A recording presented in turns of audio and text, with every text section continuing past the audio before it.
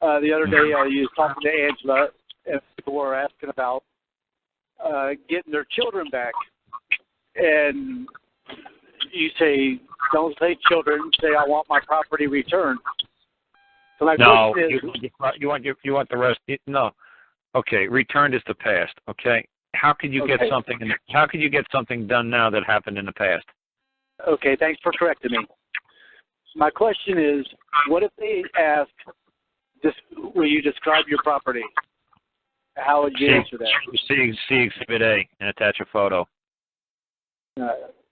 Pardon me? See Exhibit A and attach a photo. Okay, thank you. And number two how would you describe a screwdriver? You say see Exhibit A, and you attach a picture of a screwdriver. Has anybody seen this? I lost it. What does it look like? This. Anybody seen something look like this? Oh yeah. Okay, thank you very much. And you were talking about someone stole your tree and turned it into furniture, and you also mentioned about a baker stole 10 pounds of flour and created 1,000 loaves of bread. They did a taking and carrying off. But you want to say stole? Okay. You mean like a coat, like a mink stole? You mean a taking and carrying off? See, like I said, that's why I say in my show, that's why when talking to somebody like me, I could be considered like what people say. He's such an asshole. He's always got to be precise. Because I'm not, this isn't a slack show. I'm not a slacker. I wrote a law dictionary. I'm not a slack guy. So it gets very annoying when somebody says they stole it. Okay, what do you mean? They did a taking and carrying off? They lifted it from your possession. What did they do? They you know what I'm saying, stole. See, a lot of people get upset with me because I just don't let people be sloppy on the show, because that's what public schools allowed everybody to do. They allowed everybody to be sloppy. So when you go to court, they run you over like a freight train because you're using sloppy language. And see, and I don't tolerate that. Like I said, when somebody said to me, if you watch a Dean Clifford, let's do Dean Clifford video just for a laugh. He did one up in Canada not long ago. He's actually citing out of the Black's Law Dictionary, okay, 1951 edition. That to me is the worst one out of all of them.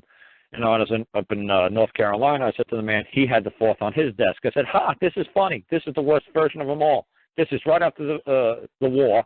This is when communism started taking over. This is when these progressive people started to come into this country and try to rearrange the way the American people think. I said, so here we go. Let's turn to the word require. The word require, need, want, ask, demand. That's synonyms. Require. Require is that's not a definition. That's a book of synonyms. And this is what the schools are teaching you guys. Oh, just use synonyms. No, every word has an exact meaning. And it's precise. And when you write something, you could do it in 2 or 3 sentences. You don't have to write it. It doesn't have to be vague. You make it precise by using very exact words that only have one meaning and one meaning only. So you try not to use any form of like an adjective to diminish the capacity of the subject or the noun which you're trying to define. It's like I said. It's like I give the guy an example in North Carolina. So let's do the word blue. Blue is if you said let's look up the definition for blue, and it says turquoise, teal, azul, sky. That's synonyms. But that's not a definition. Definition for blue would be it's a certain spectrum within a electromagnetic sphere that's between 65 megahertz and 67 megahertz. It's within a visual range in which a human octave nerves has the capacity to disseminate over other wavelengths. That's a definition of blue. Definition of blue is not azul, turquoise, teal. So like I said, when you're writing something in court, if you want to say, oh, it's stolen, I just say, look, can you just say did they take it? Yeah, they take it, they carry off with, did they carry it off? Yeah, okay, can you just say they did a taking and carrying off? There you go. And like I said, or did they commit larceny? Yeah, you can say larceny. Larceny means basically the same thing. They did a taking and carrying off without saying taking, and they did the taking and carrying off. You can say they committed larceny. But you say they stole it. How many different ways can we describe the word stole? What can stole also be considered? So like I said, you don't want to give anybody a loophole. You say, I don't understand what this word stole means. Can you tell me there's 3 different definitions in the dictionary? What's your definition of stole? They say, okay, buddy, do you know what larceny means? Well, yeah. You know what? He took it and he carried off with it. Yeah, okay. I think that's pretty precise.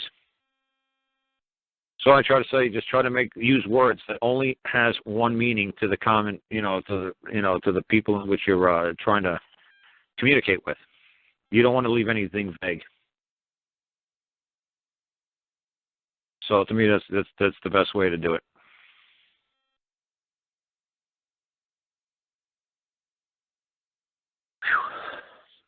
Oh, sorry about that. Somehow he jumped back off. I don't know how you jumped back off. I was wondering if you were still there. Yeah, I lost connection. I apologize. Traveling down the road.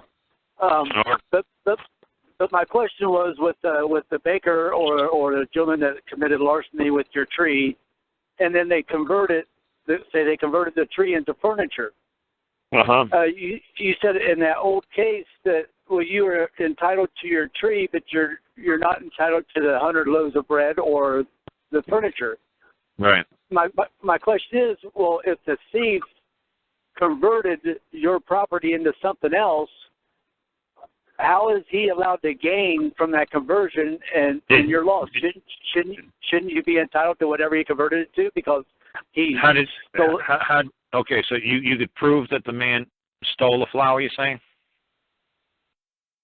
That the way you said it, he stole the flower? Let's make it simple for you this time. He stole the flower?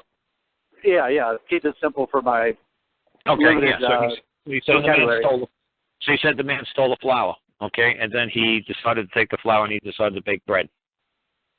Correct. Right. Obviously, he's going to get whatever the law or the punishment of that community, that society for stealing or stoling. Obviously, he's going to be meted that punishment. He's going to lose his hand if he's in Saudi Arabia. He's going to have to pay the price for touching somebody else's goods, assets without their permission. Okay, like I said, I don't know what the community is going to do to the man, but you could only claim what is due.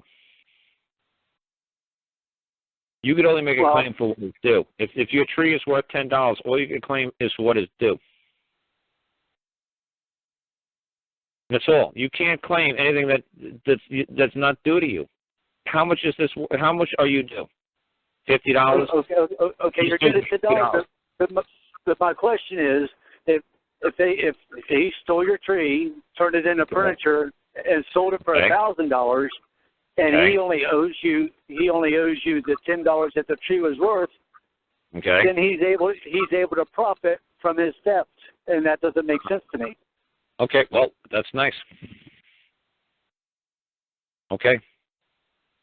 Like I said, man, the community will have a fair and just punishment for him. They'll have some sort of community standards. But when some man takes from you, say, a tree that's worth $50, all I could claim is $50. I don't know how to explain to you. Do you want me to say, no, sir, I'm totally wrong in my beliefs. I don't believe in God, or I do believe in God. I'm totally wrong in what I believe. Sir, this is what they call law. This is what they call jurisprudence. It's a belief. What do you believe? It's a theory. It's a science. It's a religion. It's a practice. You practice law. So this is all fraud. Only God knows what's true. I'm just telling you in my point of the universe right now and how I was raised and what I believe. When somebody steals something from me, all I can claim is what is due. If I was over in Saudi Arabia or in a Sharia law land, I could claim his hand. I could claim his firstborn son. Okay? I'm just telling you what's the common belief of the people and where I reside in my community, my society. I'm telling you the common law of my people. If you steal from me, all I could claim is what is due. Now, I could talk to a guy from Saudi Arabia and says, Carl, you make absolutely no sense. You mean I'm supposed to get his firstborn and I'm supposed to chop off his left pinky and I can wear it as a necklace? Okay. If that's what you believe, sir, hey, God bless you. You don't like what I believe? Okay. If you don't understand what I believe, okay. I'm not here to argue and fight with you. I'm just here to say, hey, look, where I come from, all I can claim is what's due. I'm telling you, in the courts where I live in the United States, I'm telling you, all the judges are going to give you what's due.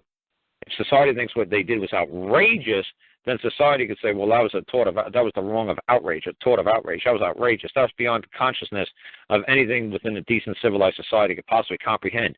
Not only going to give them what's due, we're going to give him compensatory damages so to make sure that that thief never does that again. But that's up to the jury. That's up to the society. That's up to the judge. Read Gore versus BMW, where the guy just wanted $60,000 from BMW. The jury gave him the $60,000. The judge gave him $10 million. He said, no, that's getting BMW off too lightly. I'm going to really stick it to BMW. You can only claim what's due. This is how we roll in the United States. If you want to roll some other where, in Chicago, wherever you're from, God bless you. If you don't understand how we roll in the United States, okay, I'm fine with that. You say, oh, I still don't understand. Okay, maybe someday you will, maybe someday you won't. Don't waste too much time trying to figure it out. If you can't figure it out, you can't figure it out. It's no big deal. Well, I'm just thinking that if I was to rob a bank, say, of $10 million, and I'm able, within, say, 6 months, to convert that into $100 million, and then I get caught, the bank's only entitled to the $10 million back. I'm not saying West Coast Chop is or East Coast Chop. I'm not saying all biking companies, but you don't think that when I was growing up and back in the 80s and all these biker guys were all starting all these machine shops and bike shops and everything, you don't think they were all doing it by either selling guns or crystal meth or pot or marijuana or cocaine, that they were building up their assets and then they were turning it into businesses? Yeah, of course they were. The same way Rockefeller did it. Yes, right. So now 20, 30 years down the road, they say, hey, you know what, we got charges on you for selling pot back in 1978. What should they do? Should they take down all his businesses and take down all his corporations because he sold pot back in 1978 to start his business? What would you think is fair and just, sir? Well, in that instance, the selling of pot, there's no damage or injury. There's no corpus delicti. There's no... Okay, he robbed the bank. What should he do?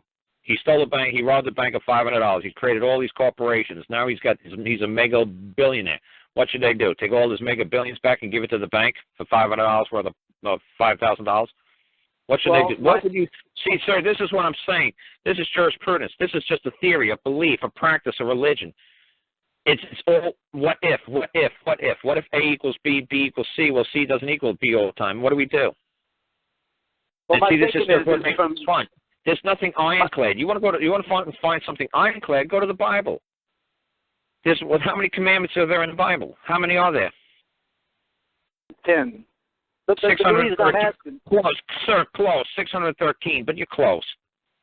Okay, and they have exact rules for stealing a chicken and stepping on a donkey.